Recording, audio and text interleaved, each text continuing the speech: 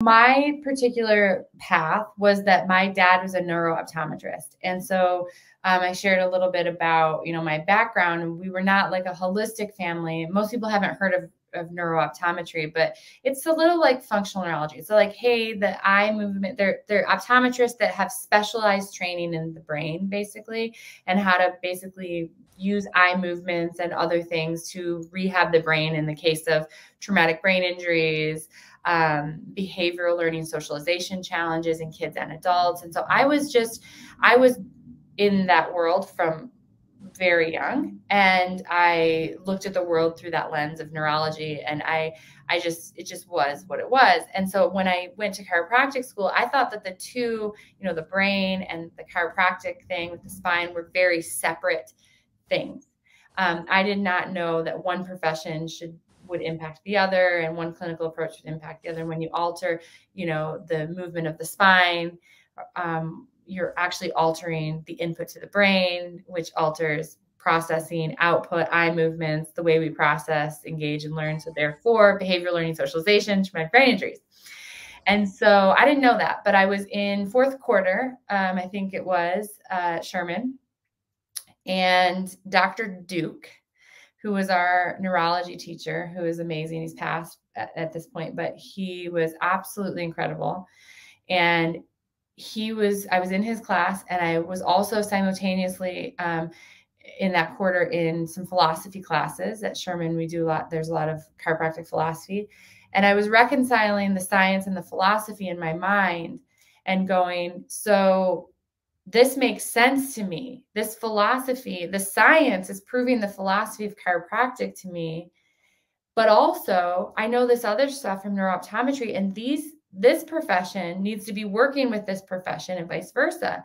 And so that was my second light bulb moment. The first was when I was like, I need to be a chiropractor. And the second was sitting in Dr. Duke's class and going, I need to put these things together. So I knew, okay, well, why else would I have a foot in each profession and be having this awareness of this collaboration that needs to happen if I wasn't supposed to put them together? And so that's what I did. I knew that I was supposed to do that and have it all be founded in chiropractic as the foundation of helping these kids and adults. And I still didn't know how to put them together, and I went through school and I started my practice, and I still was like, how do I put these things together in practice and clinically? And then a couple of years into practice, I had my third light bulb moment. I was listening to David Fletcher speak, and he was one of my mentors. I was listening to him speak, and I thought, this is how I put them together. I put them in these pillars, chiropractic being the foundation, nutrition, neurodeflective retraining with the eye movements and primitive reflexes and all this, brain and body cognitive work and neuroeducation and brain-based parenting and mentoring. I put them in these pillars so I keep chiropractic, and yet I can add these other things when needed for some of these kids and adults who need it. I went, okay, that's how I do it. And then I did it. I put it together in my practice, and I started doing it in my community. And I did that for 10 years, and we got pretty well known for that and the results that we get. And then my colleagues and friends started bringing me their kids and sending me people from around the country that they're like, hey, I need you to help us with this kid or that kid, and you need to teach this to the profession. And I was like, no, I don't want to do that. I just want to do it in my office. And long story short, eventually I said, okay, I'll get over my own fear of taking that next step.